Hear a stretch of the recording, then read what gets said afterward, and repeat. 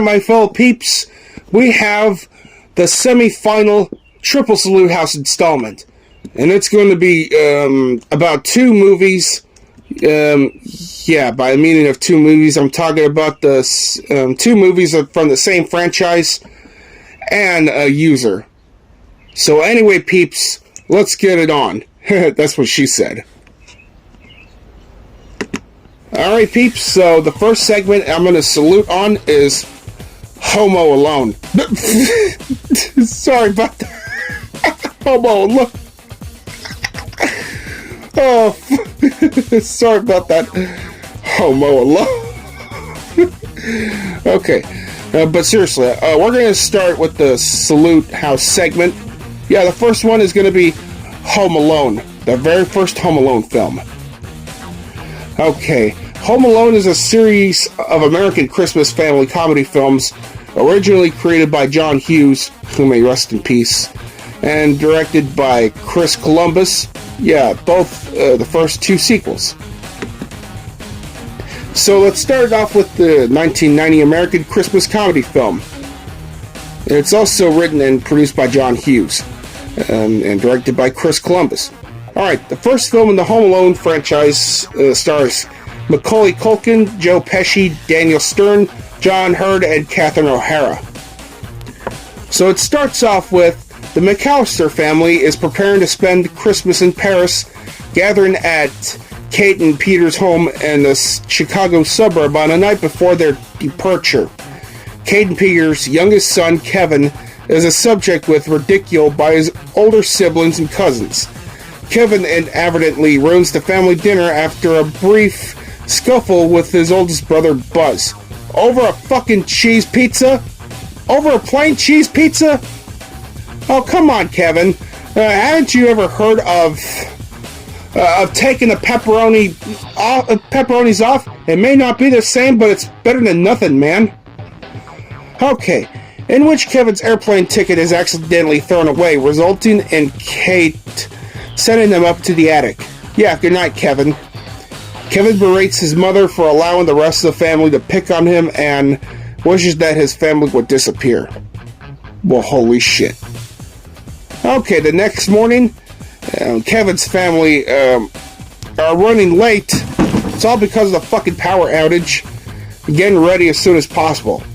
And Kevin wakes to find the house empty, and the family cars are still in the garage, unaware that they had rented vans to take them to the airport, thinking that his wish has come true. He is overjoyed with his newfound freedom. Well, holy hot damn. Meanwhile, Kate realizes that mid-flight that Kevin was left behind. Upon arrival in Paris, the family discovers that all flights for the next 2 days are booked, and that the phone lines are still down back in home in Chicago. Yeah, Peter and the rest of the... Hold on. Okay, Peter and the rest of the family stay in his brother's apartment in Paris, while Kate manages to get a flight back to Scranton, Pennsylvania. She tries to find a flight to Chicago, but all the flights are booked. Kate is overheard by Gus Polinski, the lead member of the Traveling Polka Band, who offers to let her travel with them to Chicago in the moving van. Okay, meanwhile on Christmas Eve, Harry and Marv finally realize that only Kevin is in the McAllister home. Kevin overhears them discussing plans to break into the house that night. Kevin starts to miss his family and asks the local Santa Claus imposter that if he could bring his family back for Christmas. He goes to church and watches a choir perform and encounters Marley, who proves the rumors about him are false. Alright, Kevin returns home and rigs the house with booby traps. Harry and Marv break in, spring the traps, and suffer various injuries. While Harry and Marv pursue Kevin around the house, he calls the cops and lures the duo into a vacant neighboring house, which they had previously broken into. And after that, the police arrived and arrest Harry and Marv. Yeah, that's fucking karma, man! On Christmas Day, Kevin is intentionally disappointed to find that his family is still gone. But Kate arrives home and they reconcile. The rest of the family then returns after waiting in Paris until they could obtain a direct flight to Chicago. But his family But Kevin's family, yeah, they came back. And then Kevin then watches Marley reuniting with his son, daughter-in-law, and granddaughter. But the happy ending had to fuck it up with this. Kevin! What did you do to my room? Alright. Now on Home Alone 2, Lost in New York. It's a 1992 American Christmas comedy film written and produced by John Hughes and directed by Chris Columbus. Alright, the McAllister family is preparing to spend Christmas in Miami and gathers at Kate and Peter's Chicago home. Their youngest son, Kevin, views Florida as a contradictory to Christmas due to its tropical climate and lack of Christmas trees. Damn. At a school pageant, or rather a school play, during Kevin's solo, his older brother Buzz pranks him. Kevin retaliates by pushing him, which causes the entire choir to fall. Ruining the play at home, Buzz makes a false apology, which the family accepts, berating Kevin when he says realized for Buzz humiliating him. Kevin insults his family for believing Buzz's lies and for spending Christmas in a tropical climate, and storms off to the attic, wishing to have his own vacation alone. Oh, not this shit again, Kevin! Okay, so the next morning, yeah, Kevin and his family went to the airplane, but however, Kevin has gone into the wrong plane, which aboard is flight to New York City. He even uses Peter's credit card to check in at the Plaza Hotel, not knowing that the wet bandits have also reached the city after escaping from prison. Okay, on Christmas Eve, Kevin visits a toy store whose kindly owner, Mr. Duncan, plans to donate the day's sale to proceeds to a children's hospital. After Kevin makes a donation, Mr. Duncan gives him a pair of ceramic turtle doves in thanks, instructing them to give one another person as a gesture of eternal friendship. Yeah, Marv and Harry must have broke out of jail or something. But yeah, smells of freedom alright. What a bunch of fucking dicks. Earlier upon landing in Miami, the McAllister family discovered that Kevin is missing and filed a police report. After the police trace Peter's credit card, the family flies immediately to New York. Meanwhile, Kevin goes up to his uncle's townhouse, and only to find it vacant and undergoing renovations. In Central Park, Kevin encounters and eventually befriends with a pigeon lady, who takes him to Carnegie Hall. She explains how her life collapsed when her lover left her. Oh, that's just fucking sad. Kevin encourages her to trust people again. After considering her advice that he perform a good deed to make up for his misdeeds, and recalling Mr. Duncan's intent to donate to the hospital, he decides to prevent the toy store robbery. Whoa, holy shit. Kevin rigs the townhouse with booby traps, catches Harry and Marv in the process of robbing the store, and breaks its front window to set off the burglar alarm. After taking their picture, he lures them to the townhouse where they repeatedly injure themselves with the traps. I bet it's funnier just as the first one, isn't it? Yeah, it is.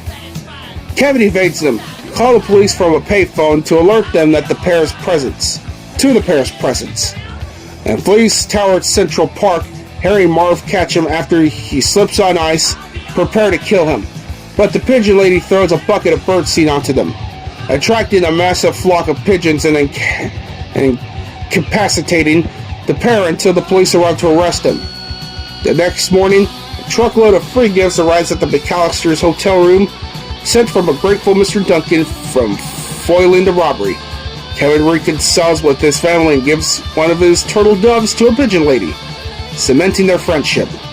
Well, that's good to hear. But however, another happy ending that turned out to be a failure at the end. But with this, Merry Christmas indeed. Oh, Dad. Kevin! You spent $967 on room service! Alright, the third segment is the Optimus Prime and Spider-Man fan 2K11. So what do I think of this guy? Well, yeah, one of those people, one of those YouTubers that make enjoyable videos, and some of the videos are really funny, and some of them are I don't know, criticized or something. Okay, so what do I gotta say about him? Okay, the Spider-Man Gamer YT5461, or the Optimus and Spider-Man Fan 2011, or we would just call him Nick, and he is a user who makes health bar videos, salute and rant videos, commentary videos, etc. Well, I don't usually do commentary videos, but yeah. So this user has joined back in August 16th, 2020, with over 400,000 views. So his favorites, his favorite films are the Sammy Raimi Spider-Man trilogy, The Amazing Spider-Man, the Marvel Cinematic Universe Spider-Man, Michael Bay's Transformers films, Bumblebee from 2018, the first two Ghostbusters films, Ghostbusters Afterlife, and the two Sonic and Hedgehog films. His favorite colors are red and blue. His favorite shows is Spider-Man from 2017, Transformers G1, Sonic X, The Real Ghostbusters. He also likes pizza, Coca-Cola, and his favorite users are Piston Cup Fan 2003 and Homer Simpson Yes Bluey No and Aaron Soto. And he likes to have Snickers. Okay, so this user has 811 subscribers. Yeah, I can't wait to see him reaching up to 1,000. Okay, so, and I also noticed that he hates Ghostbusters 2016, Sausage Party, and the Emoji Movie, and the Winnie the Pooh, the Blood and Honey. Well, I'm okay with his opinion on Sausage Party, but I do hate the Emoji Movie too. Alright, so I'm looking at one of his videos, and I see that that his videos are truly inspiring, like the Spider-Man AMV videos, and also the Flip Eclipse message to user videos. Yeah, user videos are obnoxious to hell. Obnoxious as hell. And he also makes the 20th anniversary or 19th or 21st or whatever anniversary on his favorite films, like Spider-Man 2002, Transformers The Last Night, Age of Extinction. Yeah, I could say that he's a big fan of Marvel and Transformers. Yeah. Even the memes are funny as hell, but I do not like his user videos because it's considered cyberbullying. And health bar videos, well, ain't that a doozy. Optimus Prime versus Bone Crush with health bars. Optimus Prime versus the Decepticons with health bars. Well, Jesus Christ, is Nick trying to make a fucking game with full motion videos and stuff? that sure is one of the hardest memes ever. But we sure like to see who wins and who loses. Huh? Well, take a look at that, peeps.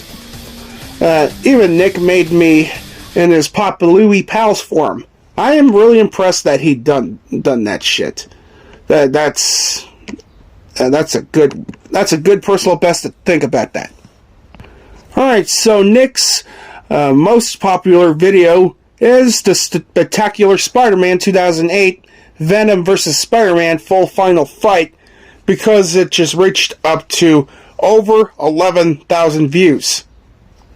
Yeah, lucky guy. Alright. Yes, I do not support school shootings either, because school shootings are heartless pieces of shit.